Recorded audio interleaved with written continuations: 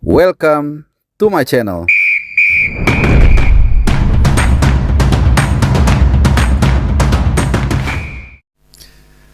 Halo, salam sehat, selamat hari Minggu buat teman-teman semua dimanapun kalian berada yang mungkin masih menghabiskan akhir pekan terakhir dengan handai tolan dengan saudara-saudara, dengan orang-orang terkasih. Tentunya channel Bung Harpa kembali hadir untuk menemani kalian dimanapun kalian berada dan apapun aktivitas kalian. Nah, teman-teman semua, ada 4 topik berita atau news yang akan gua sajikan ke kalian, ke teman-teman semua. Ada mulai dari isu transfer pemain diaspora yang sudah firm ke salah satu klub di Liga 1, kemudian sepak bola putri, lalu seperti biasa ada selipan 2 pemain report abroad yaitu Sandy Walsh dan juga Martin Paes yang tampil, ya bukan tampil tapi masing-masing klubnya bermain kemarin, dan juga satu lagi dari LIB. Nah, apa yang menarik atau kita akan mulai dari yang mana? Sepak bola putri dulu mungkin, karena baru saja kita menyelesaikan pertandingan di babak grup kualifikasi Piala Asia, dan kita semua tahu kita harus mengakui ketangguhan dari Chinese Taipei atau Taiwan dengan skor 2-1. Tentunya tersingkirnya sepak bola putri kita sudah bisa diendus ketika kita kalah dari Pakistan dengan line up yang agak sedikit menganggap remeh, padahal Pakistan kita anggap adalah lawan yang paling lemah, tapi kemudian kita kalah. Dan tentunya lawan Chinese Taipei atau Taiwan ini tidak mudah karena memang mereka sangat kuat. Dan make mistake but don't lose the lesson, mungkin ini kata yang tepat untuk menggambarkan situasi dari sepak bola putri kita. Seperti yang gue bilang kemarin, kalaupun kita nggak lolos dan memang kelihatannya sulit untuk lolos, paling tidak ini mudah-mudahan bisa menjadi tonggak bagi kebangkitan sepak bola putri kita dengan menghadirkan liga yang reguler, Liga Putri.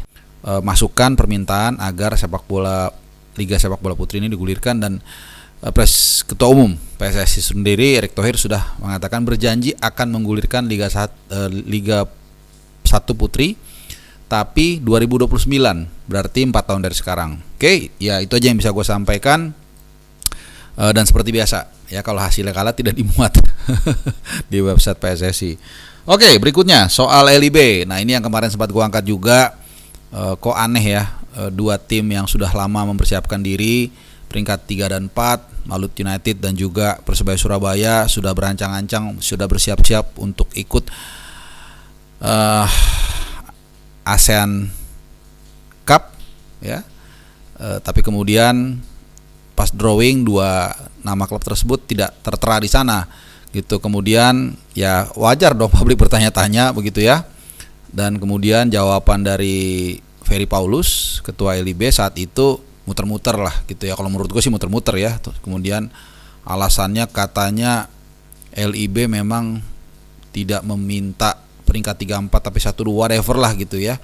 Cuman kita bisa merasakan lah, kita juga bukan bodoh-bodoh amat bahwa ada yang ditutup-tutupi begitu loh. Dan maksudnya ngapain juga kalau nanti akan ketahuan bohong gitu loh. Karena pasti kan pihak AFF juga nggak mau disalahkan ya, karena memang bukan salah mereka. Dan selidik punya selidik, setelah AFF mengeluarkan statement resmi, ternyata memang karena terlambat.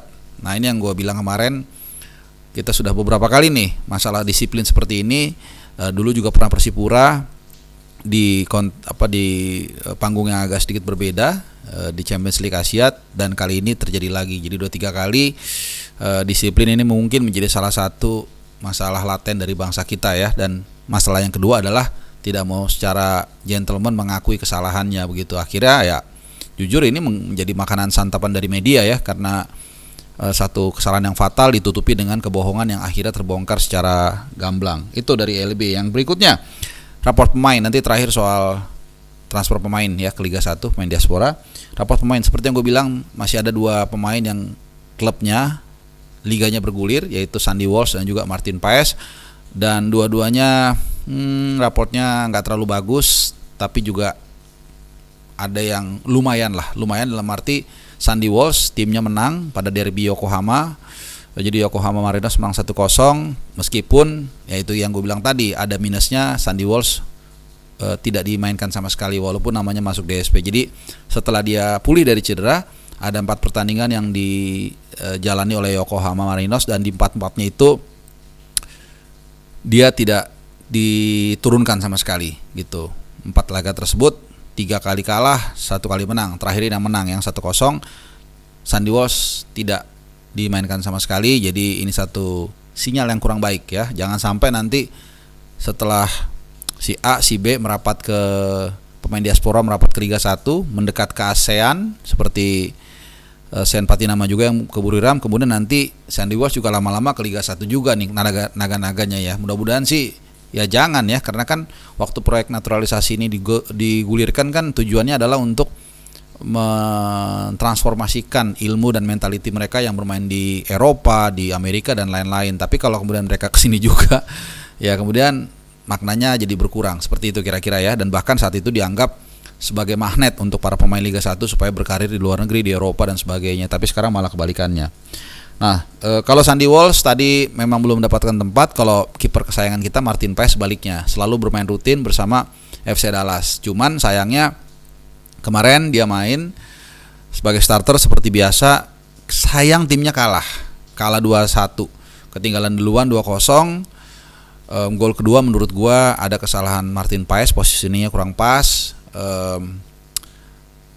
Ya, tapi mainnya dia nggak jelek sebenarnya, karena di 25 menit awal aja dia sudah melakukan 3 kali save, terutama salah satunya di menit kelima atau keempat atau kelima lah dia melakukan one on one save ya. Jadi ada total mungkin 5-6 save yang dilakukan. Tapi kemudian di situ gue juga bisa melihat beberapa kali dia nggak tahu ya, mungkin kalian notice ya, kelihatannya dia kurang firm soal bola-bola atas. Ini agak sedikit kontradiktif mengingat postur dia yang sebenarnya cukup tinggi. Agak kontradiktif lagi dengan Hernando Ari menurut gua ya. Dulu ya sebelum dia mulai agak turun penampilannya, meskipun tingginya tidak semenjulang Martin Paes, tapi dia bola-bola atasnya lumayan bagus menurut gua. Nah, sementara Martin Paes yang menjulang 192 kalau nggak salah, 192 cm, tapi malah kelihatannya ada di momen 2 atau 3 momen dia kurang pas lah mengantisipasi bola atas ya.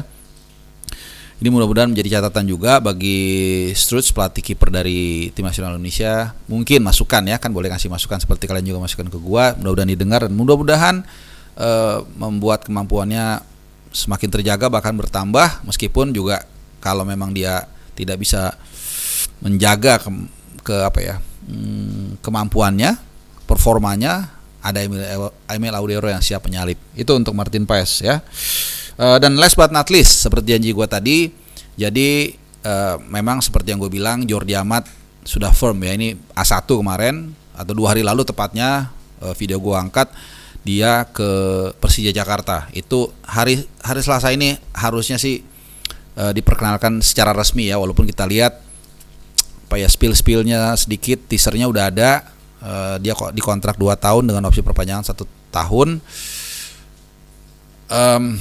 Cuman emang Rafael Struijk waktu itu belum firm, jadi on the way. Makanya gue bilang Jordi Amat ke ibu kota El Clemer menyusul tanda tanya begitu, karena dari informasi yang gue dengar, jadi ada beberapa klausul yang dijanjikan ke Struijk, tapi kemudian itu menjadi ganjalan karena kelihatannya Persija agak berat untuk memenuhi itu. Jadi dia yang menjilat ludah sendiri. Kemudian datanglah kemudian tim dari Tangerang ya, Tangerang Selatan tepatnya, itu Dewa United, tentunya dengan kemampuan finansial yang kelihatannya cukup sangat kuat ya. Kemudian dia datang dengan tawaran yang gaji yang lebih baik, kemudian fasilitas-fasilitas yang seperti pulang ke Belanda bolak-balik 3 atau 4 kali dan lain-lain itu diberikan, dan bahkan dalam bentuk uang. Ini yang gue dengar ya. Dan kemudian juga term of payment-nya lebih bagus. Ini dari info yang gue dapat juga, cuman gue nggak dijelaskan, nggak di breakdown lebih detail term of payment-nya seperti apa. Apakah mungkin misalnya setiap 2 minggu, atau mungkin di awalnya besar, atau gimana, gue nggak tahu. Intinya tawaran Dewa United itu jauh lebih bagus daripada Persija.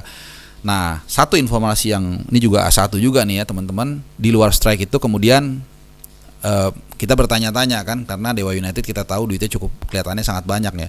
Apakah, nah ini mungkin yang bertanya-tanya juga, apakah ada pemain diaspora lain yang mungkin merapat ke Dewa United? Jawabannya adalah no. Kenapa? Katanya mahal-mahal gitu. Jadi ya kita lihat aja bagaimana kiprah dari tim-tim Liga 1, terutama yang mulai dihiasi oleh pemain diaspora seperti Persija dan juga Dewa United. Apakah ada pemain lain yang menyusul seperti yang digadang-gadang katanya Tom Hai? Kita belum tahu ya. Kita tunggu aja. Yang pasti tadi itu round up beberapa berita dari tim nasional kita, ada dari Putri, dari tim nasional senior, dan dari juga report abroad. Dan last but not least soal Piala Presiden, saat kalian dengar ini sudah pasti memasuki hari Minggu ya. Jadi hari ini akan dibuka pertandingan Piala Presiden, tentunya di Gelora Bung Karno jam 7.30 malam waktu Indonesia Barat. Jadi mudah-mudahan nanti gue bisa langsung datang ke sana melihat suasananya, tapi gue datang tidak dalam kapasitas meliput, jadi nonton aja. Tapi gue mudah-mudahan bisa memberikan sesuatu lah, sajian suasana mungkin, dan juga ada hal-hal menarik yang bisa gue angkat dari pertandingan yang akan diselenggarakan nanti di GBK. Terima kasih teman-teman ya. Seperti biasa, gue berharap kalian dalam keadaan baik-baik, walaupun cuacanya agak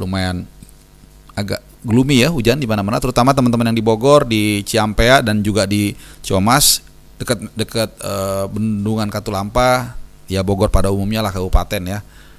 Hati-hati, jaga diri, semoga tidak terkena bencana banjir. Ya, sekali lagi terima kasih teman-teman. Adios.